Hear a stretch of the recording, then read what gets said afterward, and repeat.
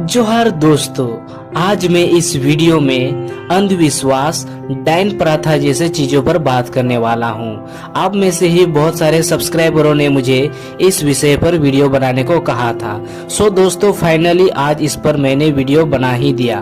तो दोस्तों, सबसे पहले हमें ये जानने की जरूरत है कि आखिर अंधविश्वास क्या है या अंधविश्वास का परिभाषा क्या है।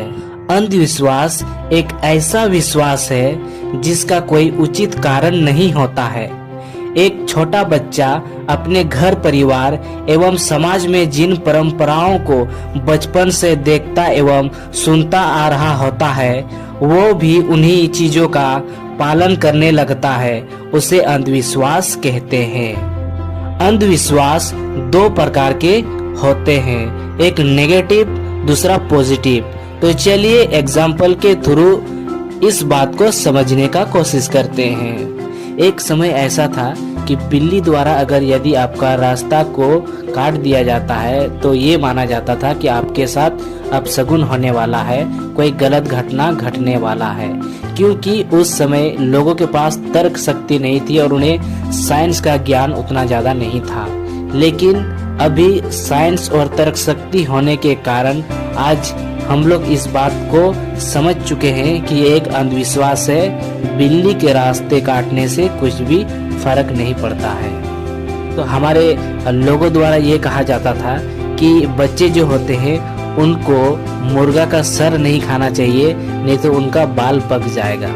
इनके पीछे का कारण यही है कि हमारे पहले के जो लोग थे ज्यादा खाते पीते थे, तो उनको पीने के साथ साथ चखना की जरूरत होती थी। तो जब भी घर में मुर्गा मारा जाता था तो उसका सर को अलग कर दिया जाता था ताकि वो चखना उसका बना सके। और घर में बच्चे भी होते हैं तो वे लोग उनको खाने का मन ना करे, इसलिए वो बोलते थे कि ये बच्चे नहीं खाते, नहीं तो बाल पक जाता है, ताकि बूढ़े लोग अपने लिए चखना का जुगाड़ कर सके, इसलिए कहते थे। कहा जाता है रात को नाखून नहीं काटना चाहिए।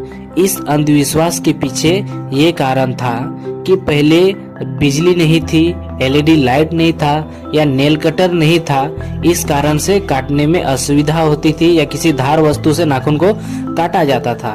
तो रात में अगर हम लोग नाखून काटेंगे तो हाथ कट जाने का डर रहता था। इसके वजह से कहा जाता है रात को नाखून नहीं काटना चाहिए।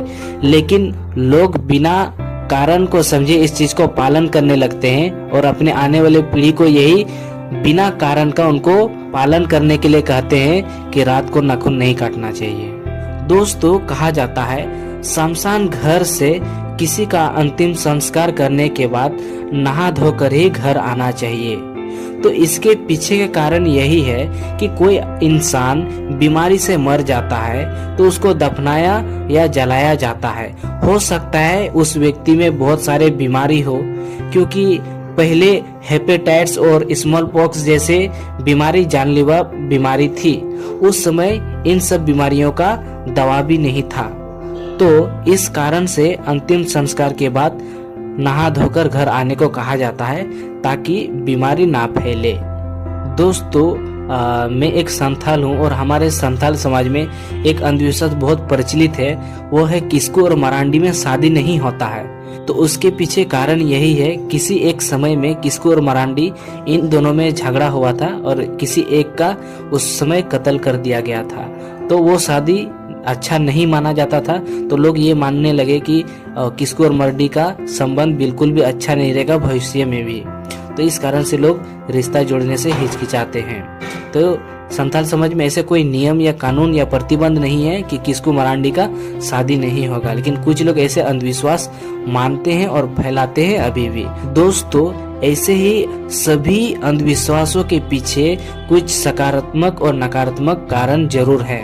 आप जितने भी अंधविश्वास के बारे में जानते हैं मुझे कमेंट में जरूर कमेंट करें, मैं आप लोगों को कमेंट में जवाब जरूर दूंगा।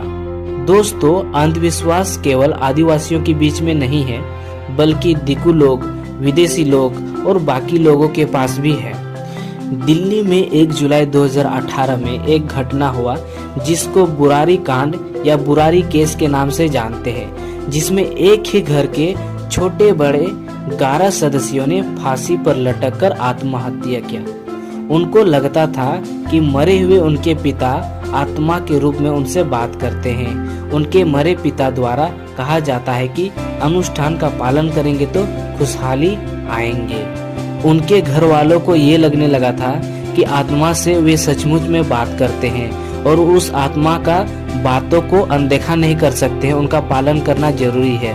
पिताजी की आत्मा ने ये आदेश दिया है कि सभी लोग फांसी लगाकर मेरा प्रार्थना करें और जब आप लोगों को मरने जैसा लगेगा तो आत्मा आकर यानी कि आत्मा आकर उन लोगों को बचाएगी, ऐसा उन लोगों का विश्वास था। लेकिन ऐसा हुआ नहीं, सभी लोगों की मृत्यु हो जाती है। इस घटना को आप लोग गूगल पे सर्च कर सकते हैं, बुरारी कांड या बुरारी केस से।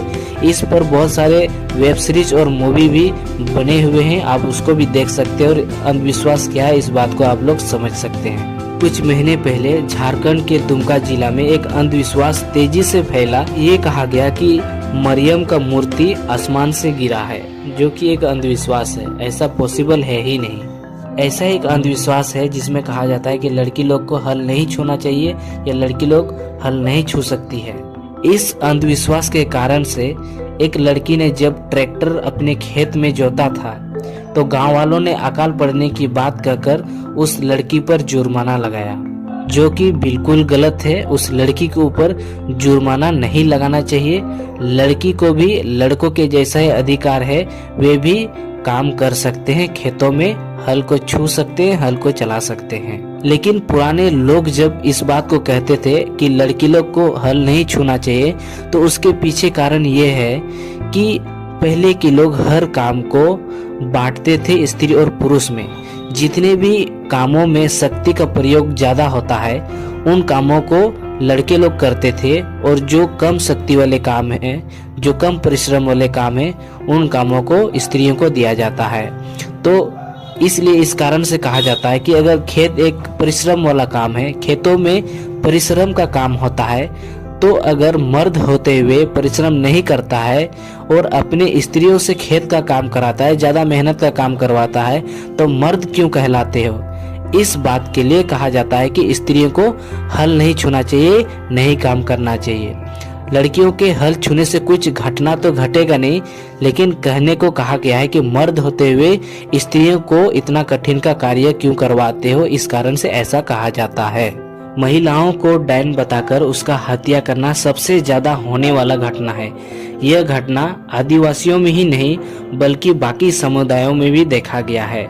कुछ दिन पहले राजस्थान में देखा गया, तो बिहार में भी ऐसे केस सामने देखने को मिला है। केवल महिला ही डायन क्यों, पुरुष डायन क्यों नहीं बन सकता है? इस प्रश्न से ही डायन प्रथा एक अंधविश्वास है यह प्रतीत होता है। दोस्तों, जब मैं बच्चा था, छोटा था, उस समय में गांव में रहता था, तो उस टाइम पे घर परिवार में भूत प्रेत और ऐसे बहुत सारे अंधविश्वासों को सुनता था, और मुझे वो सारी घटनाएं सच लगते थे, क्योंकि बड़े लोगों के द्वारा मैंने सुना है और बड़े लोगों को मैं अलग ही सम्मान और इज्जत के रूप में देखता था। मुझे लगता था कि बड़े लोग कभी झूठ नहीं बोलते हैं या नहीं बोल रहे होंगे, इस कारण से सारे बातों को मैं सच ही समझ लेता था।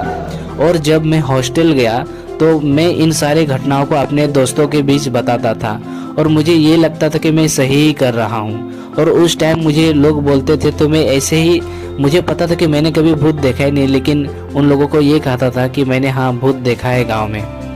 लेकिन जैसे जैसे मैं बड़ा हो गया, साइंस को जाना और तर्क शक्ति मुझ में आया, तो मुझे ये एहसास हुआ कि कितने गलत था मैं बचपन में।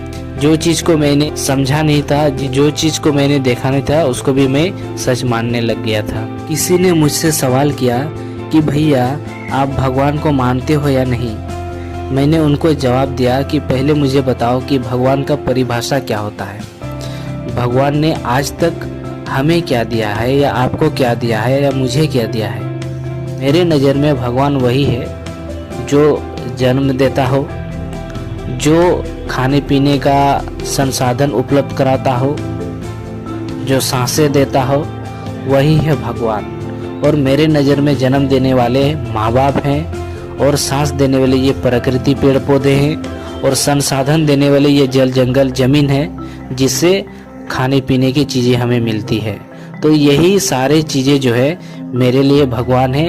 ये जो ज़मीन, जिस ज़मीन पर आज मैं रहता हूँ, घर बार है, ये सारे ज़मीन मेरे पूर्वजों के बदौलत मुझे मिला हुआ है। इस कारण से पूर्वजों, माता पिता और ये जल जंगल ज़मीन को ही मैं अपने भगवान मानता हूँ। आप जिस भी भगवान को मानते हैं, आप खुद से सवाल कीजिए उस भगवान ने आपको क्या दिया है।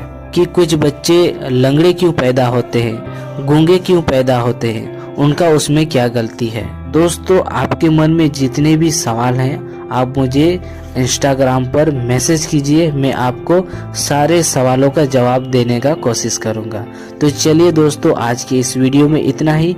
इस वीडियो को ज़्यादा से ज़्यादा लोगों तक शेयर कीजिए ताकि लोग भी तर्क शक्ति अपना बढ़ा सके और एक अंधविश्वास मुक्त हम लोग समाज का निर्माण कर सके।